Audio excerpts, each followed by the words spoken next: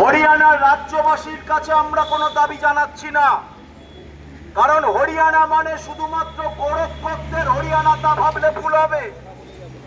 আমরা যারা কলকাতার রাজপথ প্রতিদিন তিলোত্তমার ন্যায় বিচারের দাবিতে কাঁপাচ্ছি সাধারণ নাগরিকরা, তারা জানি হরিয়ানা মানে কৃষক আন্দোলনের হরিয়ানা। যে সময় দাঁড়িয়ে সারা ভারতবর্ষ জুড়ে কৃষক আন্দোলন শুরু হয়েছিল, হরিয়ানার কৃষকরা সেই কৃষক আন্দোলনের সামনের সারিতে ছিলেন। আমরা হরিয়ানা মানে জানি সেই কুস্তিগির বীরাঙ্গনা মহিলাদের কথা, যারা শুধুমাত্র স্বর্ণ পদক এনে দেশের মুখ উজ্জ্বল করেছেন তাই নয়, নারী নির্যাতনের বিরুদ্ধে লড়াই করেছেন। বিজেপি সরকার দিল্লির পুলিশ, বিজেপি কেন্দ্রীয় সরকারের দিল্লির পুলিশ তাদের ওপর অত্যাচার করেছে, তবু নারী নির্যাতনের বিরুদ্ধে লড়াই করে যাচ্ছেন সেই হরিয়ানার কুস্তিগিররা।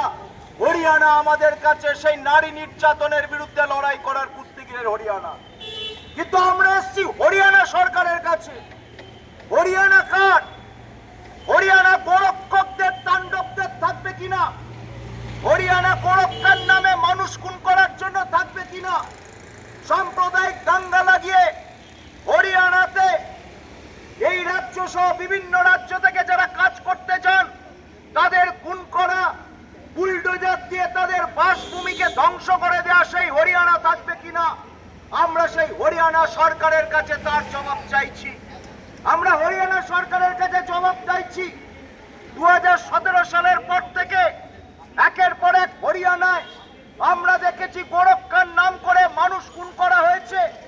গত বছর আমরা দেখতে পেলাম জলাভিষেক যাত্রার নাম করে ওই গোরক্ষক বাহিনী যারা পেহলু খানকে খুন করেছিল, সেই গোরক্ষক বাহিনী তারা দাঙ্গা লাগিয়েছিলেন। ভুয়ো দাঙ্গা সারা হরিয়ানায় ছড়িয়ে পড়েছিল এবং আমরা দেখেছিলাম শুধুমাত্র বাংলার নয়, বিভিন্ন জায়গা থেকে যারা পরিযায়ী শ্রমিক ওখানে কাজ করতে গেছেন, প্রবাসী শ্রমিক আছেন, বুলডোজার দিয়ে গুড়গাঁও সহ বিভিন্ন জায়গায় তাদের উচ্ছেদ করা হয়েছিল। হরিয়ানা সরকার উচ্ছেদ করেছিলেন।